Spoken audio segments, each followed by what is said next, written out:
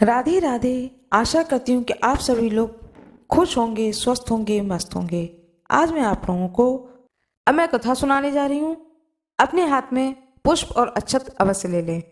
एक समय एक व्यक्ति अपनी पत्नी को विदा कराने के लिए अपने ससुराल गया।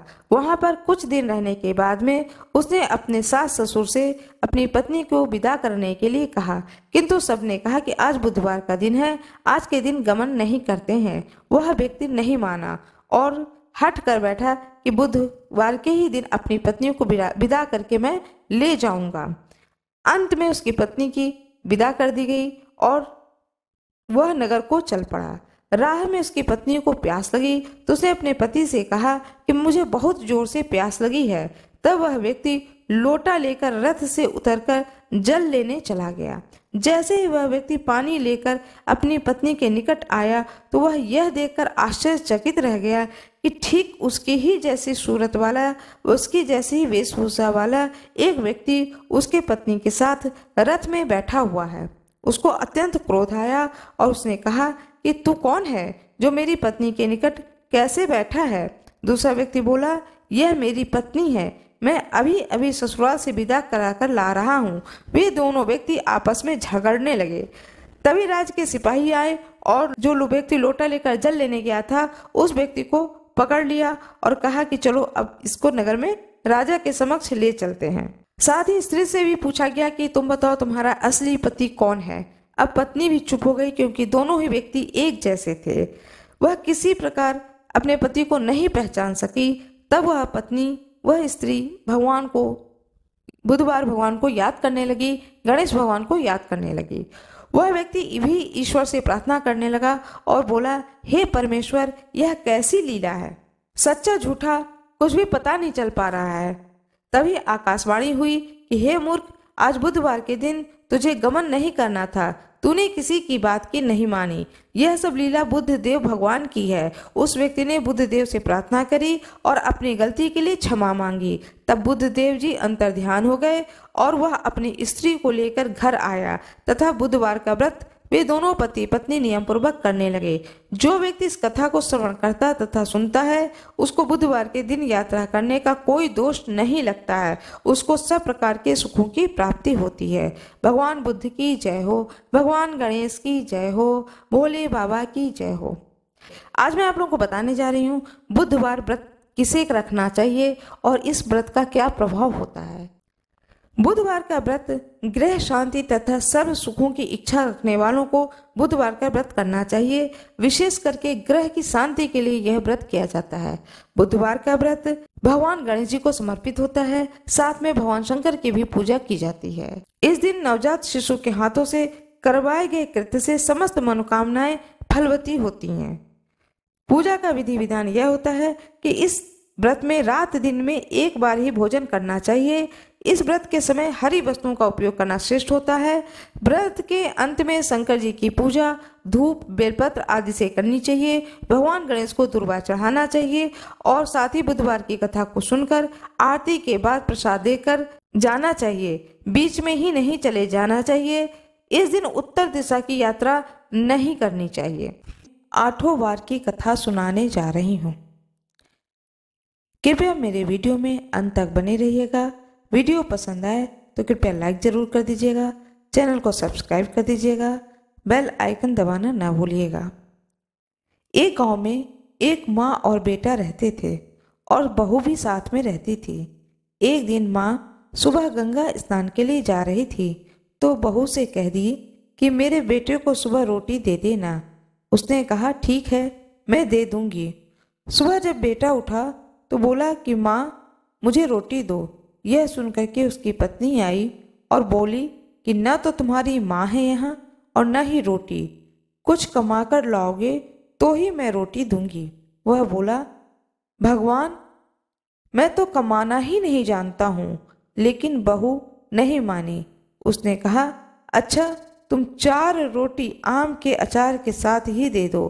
बहू ने 4 रोटी बनाई और अपने पति को दे दी। वह रोटी लेकर के कुएं के मुंडेर पर आकर के बैठ गया और भगवान राम को याद करने लगा और भगवान श्री राम से कहने लगा कि हे प्रभु राम, मुझे कमाना नहीं आता है, मैं कमाना नहीं जानता हूँ। बार बार उसके प्रार्थना करने पर भगवान श्री राम ब्राह्मण का वेश बना करके आ गए और कहने लगे कि तुम इतने उदास क्यों बैठे हो। वह बोला, मेरी पत्नी ने कहा है कि जब तक कि तुम कमाकर कुछ लाओगे नहीं तो रोटी भी नहीं मिलेगी, लेकिन मैं तो कमाना जानता ही नहीं हूँ। भगवान बोले, मैं भी कमाना नहीं जानता हूँ, लेकिन मैं आठों वार के नाम को जानता हूँ, इससे तुम्हारे घर में अटूट भंडार भर जाएंगे। भगवान श्री राम बोले कि तुम चावल के दाने ले लेना और पानी की घंटी ले लेना। जो बर्तन ढके हुए हैं उनका मुंह खोल देना। जो घर के बर्तन उल्टे पड़े हैं उन्हें सीधा कर देना। भगवान के रूप में ब्राह्मण ने कथा कही और उसने सुनी। रविवार, सोमवार, मंगलवार, बुधवार, बृहस्पतिवार, शुक्रवार, शनिवार, आठों वारों का आसरा भरियो, पीहर सासरा। इसके बाद उसके घर में अटूट भंडार होते चले गए। घर पहुंचा तो उसकी पत्नी ने पूछा कि क्या लाए हो। उसने कहा कि आठों वारों का नाम लाया हूँ। पत्नी ने सोचा चलो कुछ तो लाया है। पति फिर बोला कि चावल के दाने और पानी की घंटी ले आओ। जो औंधे मुंह पड़े हैं बर्तन उन्हें सीधा कर दो। जो ढके हुए रखे बर्तन उनका मुंह खोल दो। पत्नी ने ऐसा ही किया। फिर पति ने कही कि आओ और कथा को सुनो। पत्नी ने सुनी। रविवार, सोमवार, मंगलवार, बुधवार, बृहस्पतिवार, शुक्रवार, शनिवार, आठों वारों का आसरा भरियो, पीहर सासरा और अटूट भंडार भरते चलियो। इस प्रकार पति ने कथा कहते समय कही। इस प्रकार से उसके घर में अटूट भंडार भरने लगे। अपनी पत्नी से एक दिन उसने कहा कि मैं अपनी बेटी से मिलने जा रहा हूँ। फटे से कपड़े पहन बेटी के यहाँ गया तो बच्चे बोले कि नाना आए हैं, नाना आए हैं। बेटी बोली कि नाना आए हैं तो क्या लाए हैं। 2 दिन की मुफ्त रोटियां तोड़ने आए हैं। बेचारा सोचने लगा कि गरीबी सब कुछ कहला देती है मुख से। पिता ने बेटी से कहा कि बेटी मेरी आठों वार की कहानी सुन लो। बेटी ने जवाब दिया कि पिताजी मेरा मुंह जूठा हो गया है, मैंने खा लिया है। तो पिता भूखे ही सो गए। अगले दिन बेटी को पिता पर तरस आ गया और कहती है कि पिताजी आप अपनी कहानी सुनाओ। पिताजी बोले कि चावल का दाने ला, पानी की घंटी ला। जो औंधे मुंह पड़े हैं बर्तन उन्हें सीधा कर। जो ढके हैं उनका मुंह खोल दे। पिता ने कही, बेटी ने सुनी। रविवार, सोमवार, मंगलवार, बुधवार, बृहस्पतिवार, शुक्रवार, शनिवार, आठों वारों का आसरा भरियो, पीहर सासरा और अटूट भंडार भरते चले। इस प्रकार से बेटी के घर में भंडार भरने लगे। बेटी टोकरे भर भर करके बांटने लगी। बेटी की पड़ोसनों ने कहा कि तुम तो कहती थी कि तुम्हारे पिता कुछ भी लेकर नहीं आए, वो तो इतना सामान लाए हैं कि तुम बांट रही हो। ये कहाँ से आया है। बेटी ने कहा कि मेरे पिता तो खाली हाथ ही आए थे, ये तो आठों वारों की कहानी का फल है। पड़ोसन बोली कि अपने पिता से कहो कि वह हमें भी आठों वारों की कथा सुना दें। फिर पिता ने कहा कि आज तो मेरा मुंह जूठा हो गया है, लेकिन कल मैं कहानी जरूर सुना दूंगा। दूसरे दिन पिता ने बेटी की पड़ोसनों को भी आठों वारों की कहानी सुनाई, जिससे उनके घर में भी अटूट भंडार हो गए। जैसे भगवान के वेश में ब्राह्मण की आठों वारों की कहानी सुनने से सबके घर में भंडार भर गए, उसी तरह से कहानी कहने वाले और सुनने वाले के भी भंडार भर जाएं। भगवान श्री राम की जय हो। ब्राह्मण देवता की जय हो। माँ गंगा की जय हो। जय श्री कृष्ण। भगवान विष्णु और माता लक्ष्मी की कृपा आप पर और आपके पूरे परिवार पर सदा सर्वदा बनी रहे। आज मैं आप लोगों को कथा सुनाने जा रही हूँ श्री कृष्ण जन्माष्टमी की। भाद्रपद कृष्ण पक्ष की अष्टमी को जन्माष्टमी का त्यौहार मनाया जाता है। इस तिथि को रात के 12 बजे मथुरा के राज्य में कंस की जेल में वासुदेव जी की पत्नी देवी देवकी के गर्भ से भगवान श्री कृष्ण का जन्म हुआ था। इस तिथि को रोहिणी नक्षत्र का विशेष महत्व है। इस दिन देश के समस्त मंदिरों में झांकियां सजाई जाती हैं। भगवान कृष्ण का श्रृंगार करके झूला झुलाया जाता है। स्त्री पुरुष रात के 12 बजे तक व्रत रखते हैं। रात को 12 बजे शंख तथा घंटों की आवाज से श्री कृष्ण के जन्म की खबर चारों दिशाओं में गूंज उठती है। भगवान कृष्ण की आरती उतारी जाती है और प्रसाद वितरण किया जाता है। प्रसाद ग्रहण करके व्रत को खोला जाता है। श्री कृष्ण जन्माष्टमी की कथा। द्वापर युग में पृथ्वी पर राक्षसों के अत्याचार बढ़ने लगे। पृथ्वी गाय का रूप धारण कर अपनी कथा सुनाने के लिए तथा अपने उद्धार के लिए ब्रह्मा जी के पास गई। ब्रह्मा जी ने सभी देवताओं को साथ लेकर पृथ्वी को विष्णु के पास क्षीर सागर में ले गए। उस समय भगवान विष्णु अनंत सैया पर शयन कर रहे थे। स्तुति करने पर भगवान की निद्रा भंग हो गई। भगवान ने ब्रह्मा एवं समस्त देवताओं को देखकर उनके आने का कारण पूछा तो पृथ्वी बोली, भगवान मैं पाप के बोझ से दबी जा रही हूँ, मेरा उद्धार कीजिए। यह सुनकर विष्णु भगवान बोले, मैं ब्रजमंडल में वासुदेव देवकी के गर्भ से जन्म लूंगा। तुम सब देवतागण ब्रजभूमि में जाकर यादव वंश में अपना शरीर धारण करो। इतना कहकर भगवान अंतर्ध्यान हो गए। इसके पश्चात देवता ब्रजमंडल में आकर यदुकुल में नंद यशोदा तथा गोप गोपियों के रूप में पैदा हुए। द्वापर युग के अंत में मथुरा में उग्रसेन राजा राज्य करते थे। उग्रसेन के पुत्र का नाम था कंस।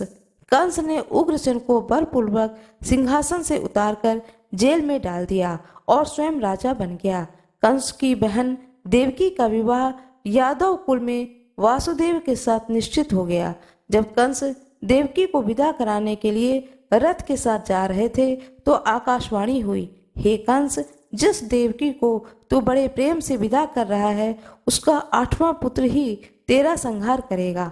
आकाशवाणी को सुनकर के कंस को क्रोध आ गया। क्रोध में भरकर देवकी को मारने के लिए तैयार हो गया। उसने सोचा न देवकी होगी न उसका कोई पुत्र होगा।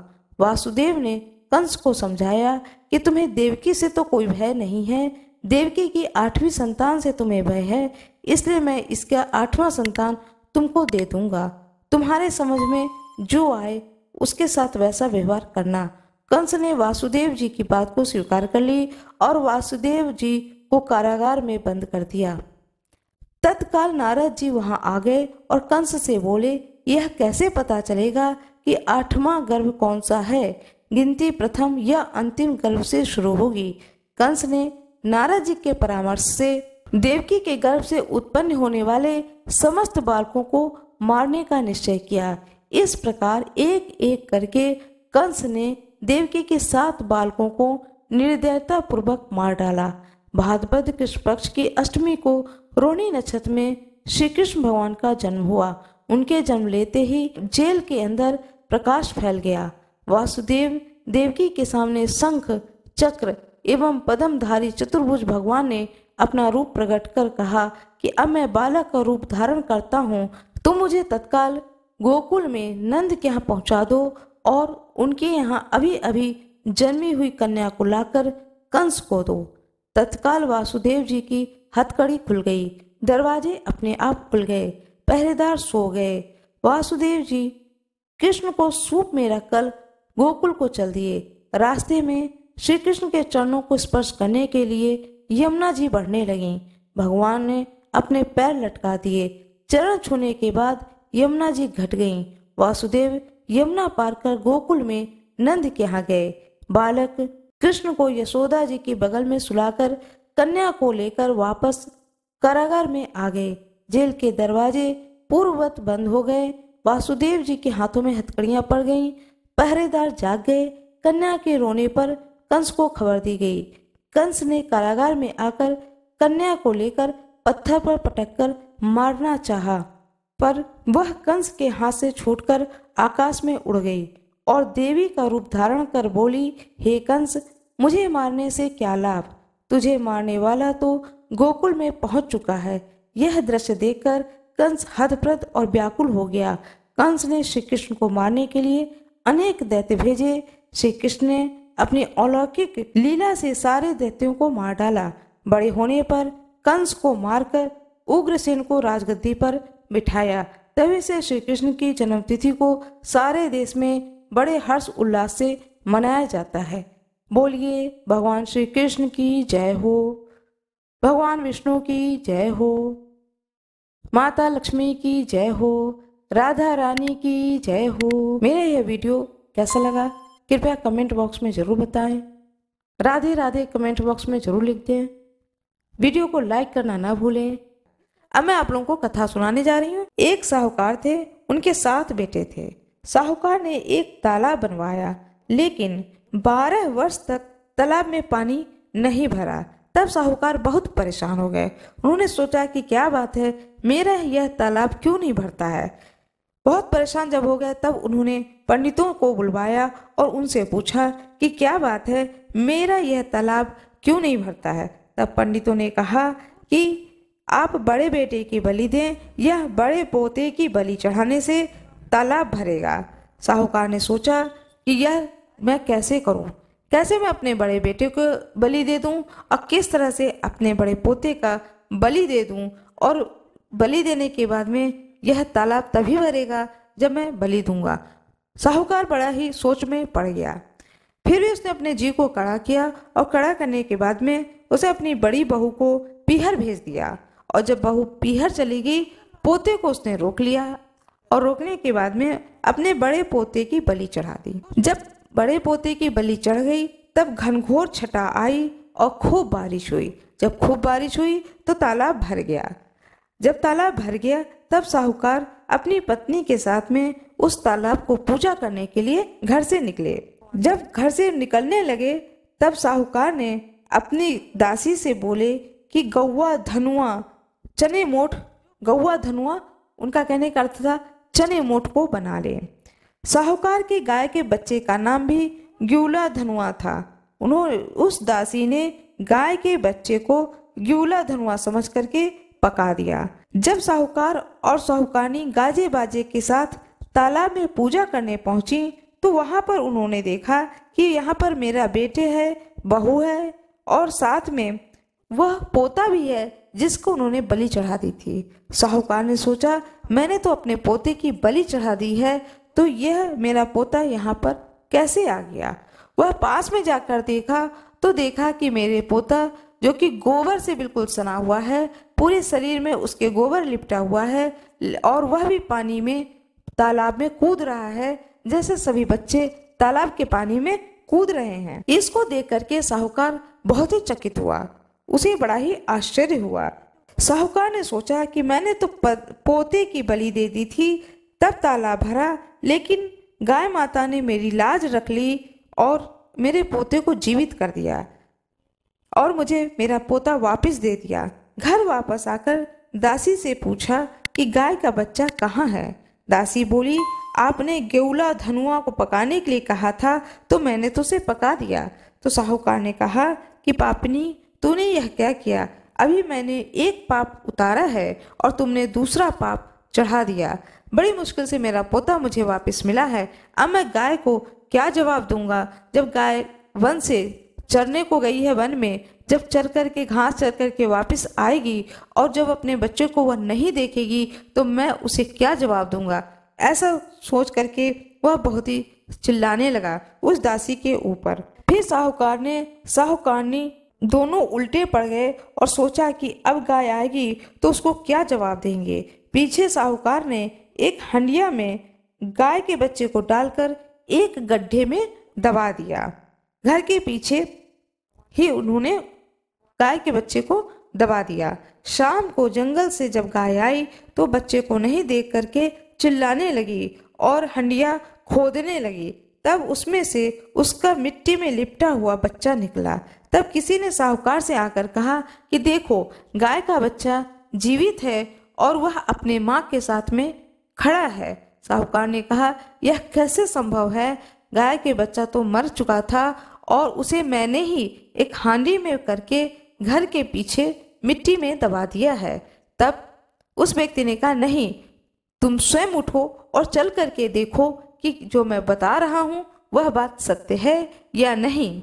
साहूकार ने कहा कि ठीक है। फिर साहूकार उठा और वह घर के पीछे गया। वहां जाकर देखा गाय के बछड़ा गाय का दूध पी रहा है। और इस प्रकार से जब उसने अपनी आंखों से देखा साहूकार ने कि गाय का बच्चा जीवित है, और जीवित ही नहीं है, वह अपनी माँ के साथ खड़ा भी है, इस को देख करके साहूकार बहुत ही खुश हुआ, बहुत ही प्रफुल्लित हुआ। और उसने यही बात कही, जिस प्रकार से गाय माता ने मेरे घर के वंश की रक्षा की, मेरे पोते की रक्षा की, जिसका मैंने बलि चढ़ा दिया था उसे जीवित कर दिया, और उसके पुत्र भी जीवित हो गया, गाय का भी बछड़ा जीवित हो गया। इसी तरह से गाय माता हर उस पुत्र की रक्षा करे जिसकी माँ गाय की पूजा करती हैं, गाय की उपासना करती हैं। जिस तरह से मेरे घर में यह सुख के दिन लौटे, इसी प्रकार से सुख के दिन हर घर में लौटे। इस तरह से गाय बछारस की पूजा की जाती है, गाय बछारस की यह कथा सुनी जाती है, और कथा सुनने के बाद में भोजन ग्रहण किया जाता है।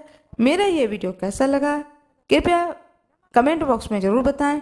वीडियो को लाइक करना ना भूलें, चैनल को सब्सक्राइब करें। कुमकुम चंदन लेपित लिंगम अष्टदरिद्र विनाशक लिंगम तत्प्रणमामि सदा शिवलिंगम तत्प्रणमामि सदा शिवलिंगम। श्री शिवाय नमस्तोभ्यम। एक नगर में एक ब्राह्मणी रहती थी। उसके पति का स्वर्गवास हो गया था। उसका अब कोई आश्रयदाता नहीं था, इसलिए प्रातः होते ही वह अपने पुत्र के साथ भीख मांगने निकल पड़ती थी। भिक्षाटन से वह स्वयं वह पुत्र का पेट पालती थी। एक दिन ब्राह्मणी घर लौट रही थी तो उसे एक लड़का घायल अवस्था में कराहता हुआ मिला। ब्राह्मणी दयावश उसे अपने घर ले आई। वह लड़का विदर्भ का राजकुमार था। शत्रु सैनिकों ने उसके राज्य पर आक्रमण करके उसके पिता को बंदी बना लिया था और राज्य पर नियंत्रण कर लिया था। इसलिए वह राजकुमार इधर उधर भटक रहा था। राजकुमार ब्राह्मण पुत्र के साथ ब्राह्मणी के घर में रहने लगा। तभी एक दिन अंशुमति नामक एक गंधर्व कन्या ने उस राजकुमार को देखा तो वह उस पर मोहित हो गई। अगले दिन अंशुमति अपने माता पिता को राजकुमार से मिलाने लाई।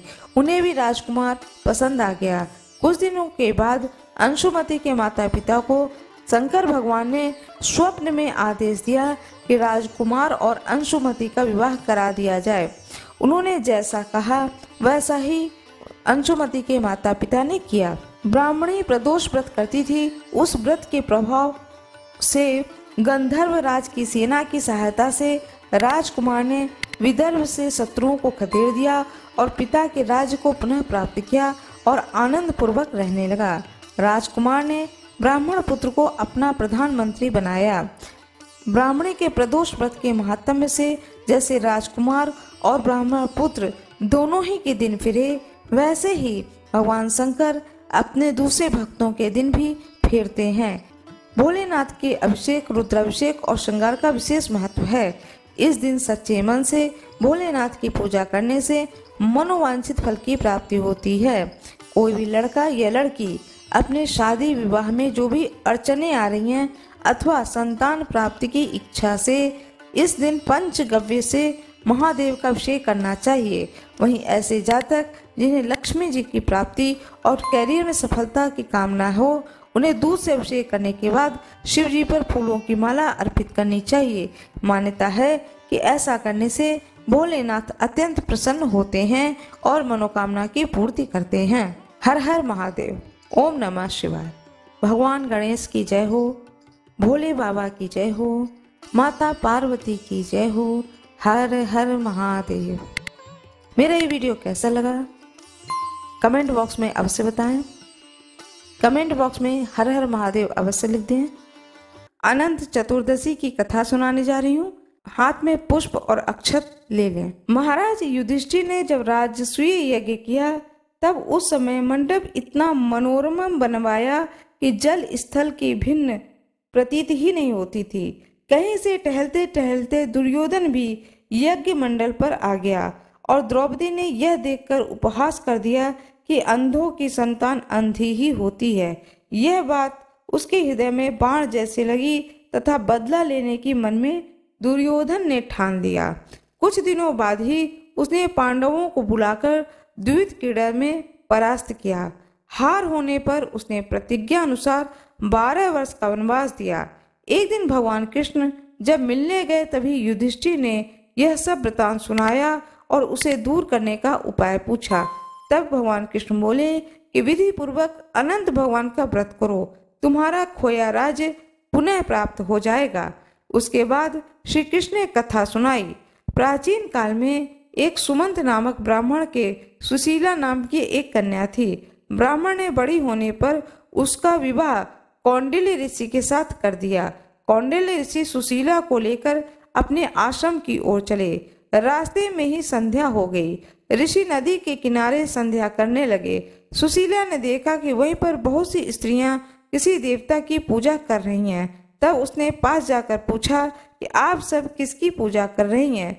तभी सभी ने सुशीला को अनंत व्रत की महिमा बताई। सुशीला ने उसी व्रत का अनुष्ठान किया और 14 गांठे वाली डोरा हाथ में बांधकर ऋषि कौंडिल्य के पास आई। कौंडिल्य ने सुशीला के हाथ में बंधे डोरे का रहस्य पूछा। सुशीला ने जब हाल कह सुनाया, कौंडिल्य ऋषि ने डोरा तोड़कर अग्नि में डाल दिया। इससे भगवान अनंत का अत्यंत अपमान हुआ। परिणाम यह हुआ कि ऋषि सुखी न रह सके और उनकी धन दौलत समाप्त हो गई। तब उन्होंने सुशीला से इसका कारण पूछा तो सुशीला ने अनंत डोरे की याद दिलाई। कौंडिल्य ऋषि पश्चाताप करने लगे और पश्चाताप से उद्विग्न होकर डोरे के लिए वन को चले गए। वन में काफी दिनों तक घूमते घूमते वे एक दिन भूमि पर गिर पड़े। तब अनंत भगवान ने उन्हें दर्शन दिया और बोले कि हे कौंडिल्य, तुमने मेरा तिरस्कार किया था, तभी से तुम्हें इतना कष्ट भोगना पड़ा। ज्ञान हो गया हो तो अब घर जाकर अनंत का अनुष्ठान 14 वर्षों तक करो। इससे तुम्हारा दुख दारिद्र्य मिट जाएंगे तथा धन धान्य से संपन्न हो जाओगे। कौंडिल्य ने घर पर जाकर 14 वर्षों तक अनंत भगवान का व्रत एवं अनुष्ठान करा, जिससे कि वह सुखी व संपन्न हो गए। भगवान विष्णु की जय हो, माता लक्ष्मी की जय हो। एक बहुत ही रोचक कथा है रामायण में, जिससे पता चलता है कि भगवान विष्णु और भगवान शिव दोनों में कितना गहरा प्रेम संबंध है। भगवान विष्णु कितना आदर करते हैं, सम्मान करते हैं भगवान शंकर को, और जो कोई भी भगवान शंकर की पूजा करता है उससे भगवान विष्णु बहुत ही प्रसन्न होते हैं। जैसा कि आप सभी लोग जानते हैं, आपने भी सुना होगा कि नारद जी एक बार जाते हैं विष्णु लोक में और जाके भगवान विष्णु से कहते हैं कि हे नारायण, मैंने कामदेव को जीत लिया है। जब उनके ये शब्द को भगवान विष्णु सुनते हैं तो उन्हें लगता है कि मेरे भक्त को अभिमान हो गया है, और वह मन में सोचते हैं कि भक्त को अभिमान नहीं होना चाहिए, यह अच्छी बात नहीं है। ऐसा सोच करके वह नारद जी को कोई जवाब नहीं देते हैं। नारद जी बड़े खुशी भाव से विष्णु लोक से बाहर आ जाते हैं और मन में सोचते हैं कि देखो मैंने कामदेव को जीत लिया है। जैसे ही वह विष्णु लोक से बाहर आते हैं, देखते हैं बहुत ही सुंदर एक नगर है। वो मन में सोचते हैं मैंने इस नगर को तो पहले कभी नहीं देखा। देखते हैं बहुत ही सुंदर नगर है, राजा हैं, रानी हैं, राजकुमारी हैं, नगर के लोग हैं और वहां पर स्वयंवर की तैयारी हो रही है। फिर वो आते हैं लौट करके विष्णु भगवान के पास में और भगवान विष्णु से कहते हैं हे प्रभु, थोड़ी देर के लिए मुझे आप अपने चेहरा दे दो। भगवान विष्णु कहते हैं ठीक है, ले लो। अब जब भगवान विष्णु ने नारद जी को अपना चेहरा दिया तो नारद जी बहुत प्रसन्न होते हैं और भगवान विष्णु से कहते हैं जय विधि होय नाथ ही तुमोरा, करहु सुबेग दास मैं तोरा। भगवान विष्णु कहते हैं ठीक है, अब मैं तुम्हें आशीर्वाद देता हूँ, वचन देता हूँ, मेरा यह वचन मिथ्या नहीं जाएगा। भगवान विष्णु के इस आशीर्वाद को लेकर नारद जी चलते हैं वहां पर जहां पर कि स्वयंवर हो रहा होता है। वह इस चीज से बिल्कुल अनजान होते हैं कि मेरा चेहरा क्या हो गया है, और वो स्वयंवर वाले स्थान के पर पहुंचते हैं। जब वो पहुंचते हैं तो वहां पर दो द्वारपाल खड़े होते हैं। वो भगवान नारद भगवान का चेहरा देख करके बड़ी जोर से हंसते हैं, लेकिन नारद भगवान समझ नहीं पाते कि ये मुझे देख करके क्यों हंस रहे हैं। अब वहां पर पहुंचते हैं जहां पर दरबार लगी होती है। कन्या जो है वो स्वयंवर का वरमाला लेकर के वहां से निकल रही होती है। ये भी एक कुर्सी पर जाकर बैठ जाते हैं कि मैं इतना सुंदर दिख रहा हूँ तो ये तो मुझे वरमाला डालेगी ही, ऐसा विश्वास रख करके नारद जी वहां एक कुर्सी पे बैठे होते हैं। लेकिन ऐसा संजोग बनता है, वरमाला तो दूर की बात है, राजकुमारी उनकी ओर पलट के भी नहीं देखती हैं। और वो राजकुमारी ने एक राजकुमार के गले में वरमाला डाली और बहुत दुखी होकर के नारद जी वापस लौटते हैं। जब निकलने लगते हैं तो सोचते हैं कि मेरा चेहरा तो भगवान विष्णु जैसा चेहरा है, फिर ऐसा कैसे हो गया। तो पानी में अपना चेहरा देखते हैं तो देखते हैं अरे मेरा चेहरा तो बानर का चेहरा है। बस उनको तो बहुत ही क्रोध आ जाता है और वो भगवान विष्णु को देखते हैं कि भगवान विष्णु सामने से चले आ रहे हैं। भगवान विष्णु को बहुत सुनाते हैं, कहते हैं तुम पर किसी का हाथ तो है नहीं, जो चाहते हो सो करते हो। भगवान विष्णु शंकर भगवान को तुमने विष पिला दिया, मेरे साथ में मुझे ऐसा चेहरा दे दिया, तुम पर कैसे कोई विश्वास करेगा। सदा तुम छल और कपट का व्यवहार करते हो। विष्णु भगवान ने माया लोक से जो माया रची थी वह पूरी माया ही खींच लेते हैं। तब नारद जी को आभास होता है कि तह नहीं रमा न राजकुमारी, वह न तो कोई रमा है न कोई राजकुमारी है। और जो राजकुमारी स्वयंवर में खड़ी थी वो भगवान विष्णु के साथ में खड़ी स्वयं माता लक्ष्मी है। जब नारद जी इस चीज को देखते हैं तब उन्हें आभास होता है कि मुझसे तो बहुत भारी गलती हो गई और वह बहुत पश्चाताप करते हैं, भगवान विष्णु से बहुत क्षमा मांगते हैं। विष्णु भगवान ने कहा यह जो कुछ भी घटना घटी है यह मेरी इच्छा से घटी है, इसमें तुम्हारा कोई दोष नहीं है। फिर भी तुमने जो मुझे अपशब्द बोला है इसके लिए तुम इस पाप से मुक्त हो सकते हो। शंकर भगवान का 7 नाम जाकर पढ़ो, भगवान शंकर का 100 नाम जाकर पढ़ो, तुम्हें इस पाप से मुक्ति मिल जाएगी। सोचने की बात है कि जिस पाप से मुक्ति इंसान को शंकर भगवान के 100 नाम पढ़ने से हो सकता है, तो क्या इस संसार में कोई भी चीज की प्राप्ति शंकर भगवान के नाम लेने से नहीं हो सकती है। इसे तो स्वयं भगवान विष्णु ने कहा है और ये कथा तुलसीदास जी ने रामचरितमानस में कही है।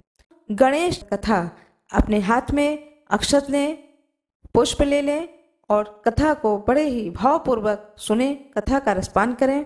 एक बार भगवान शिव तथा माता पार्वती नर्मदा नदी के किनारे बैठे थे।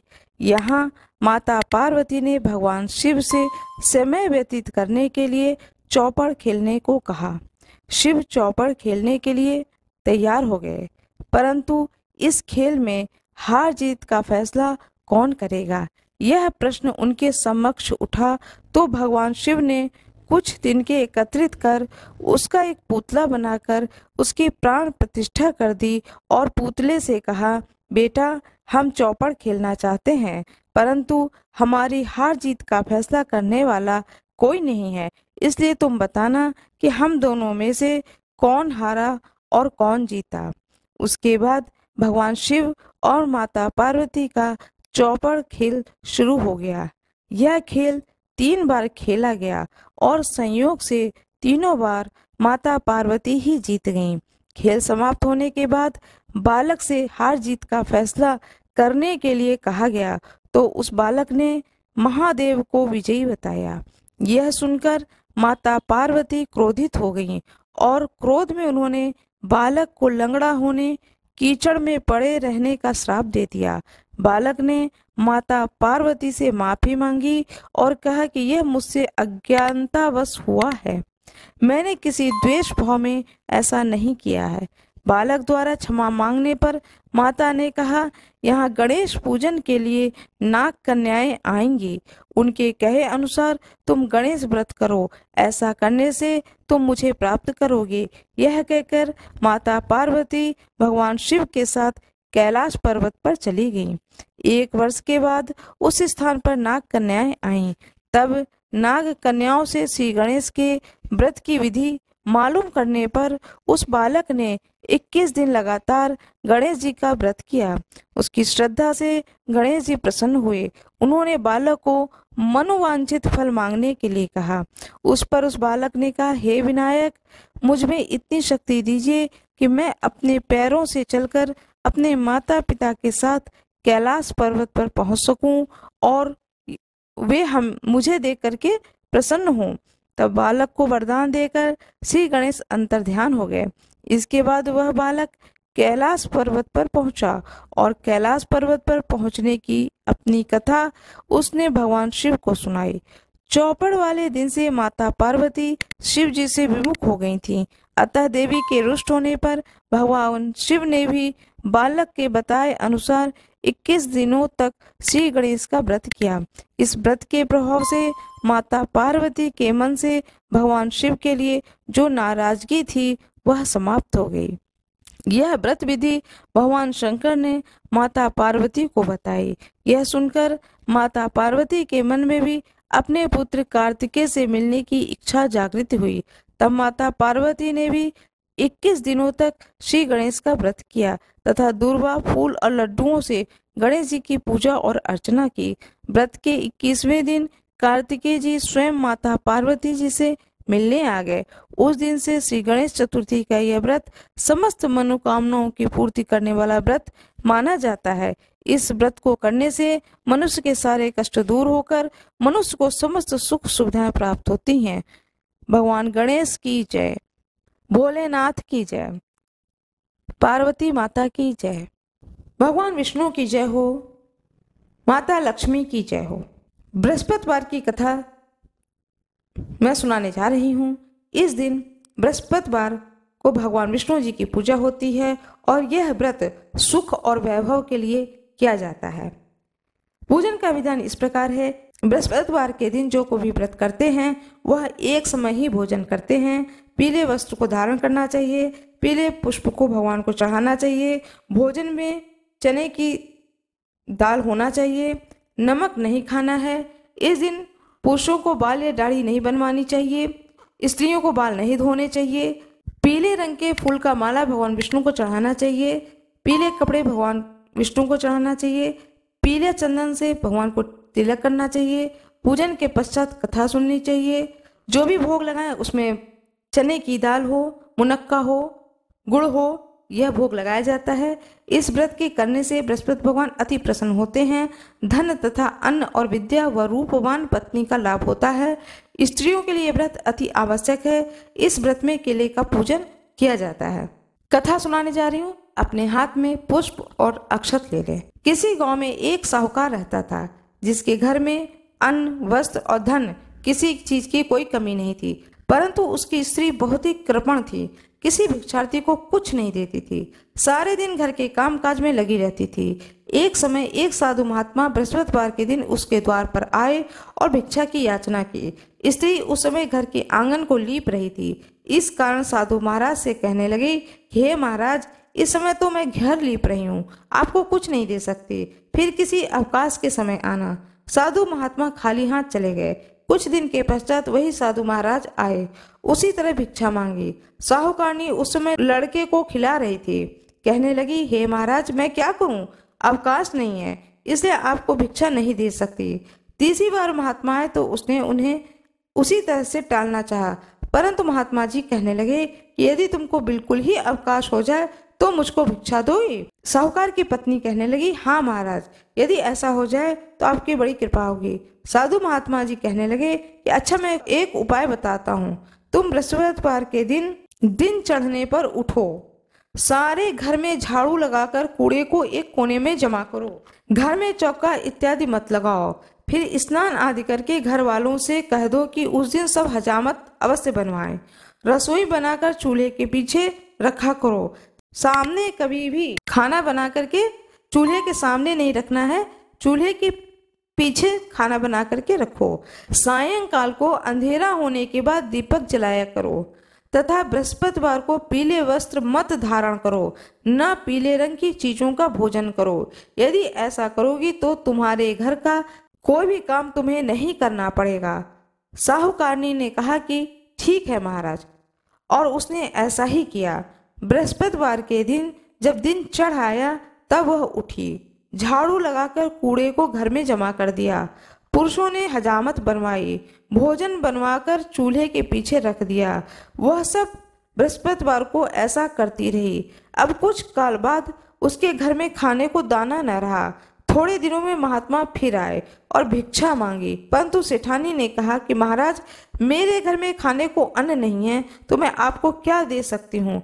तब महात्मा ने कहा कि जब तुम्हारे घर में सब कुछ था तब भी तुम कुछ नहीं देती थी, अब पूरा पूरा अवकाश है तब भी कुछ नहीं दे रही हो, तुम क्या चाहती हो। तो वह बोली। तब सेठानी ने हाथ जोड़कर प्रार्थना की कि महाराज, अब कोई ऐसा उपाय बताओ कि मेरे पहले जैसे धन मेरे घर में भर जाएं। अब मैं प्रतिज्ञा करती हूँ कि अवश्य ही जैसा आप कहेंगे वैसा ही करूंगी।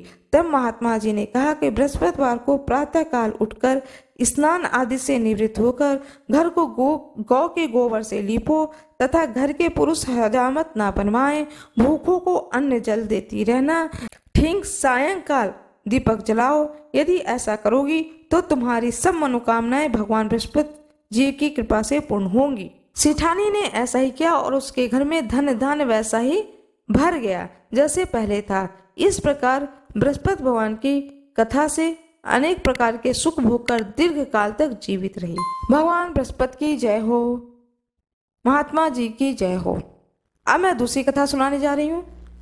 जो आपके हाथ में पुष्प है, चावल है, उसे भगवान बृहस्पति भगवान के सामने, प्रतिमा के सामने अर्पित कर दें। लक्ष्मी माता की जय हो, भगवान विष्णु की जय हो। मेरा यह वीडियो कैसा लगा कृपया कमेंट बॉक्स में जरूर बताएं। वीडियो को लाइक जरूर कर दें, कृपया वीडियो को सब्सक्राइब जरूर कर दें, बेल आइकन दबाना न भूलें। जो कोई भी इस वीडियो पर नए हो वीडियो को लाइक जरूर करें। धन्यवाद।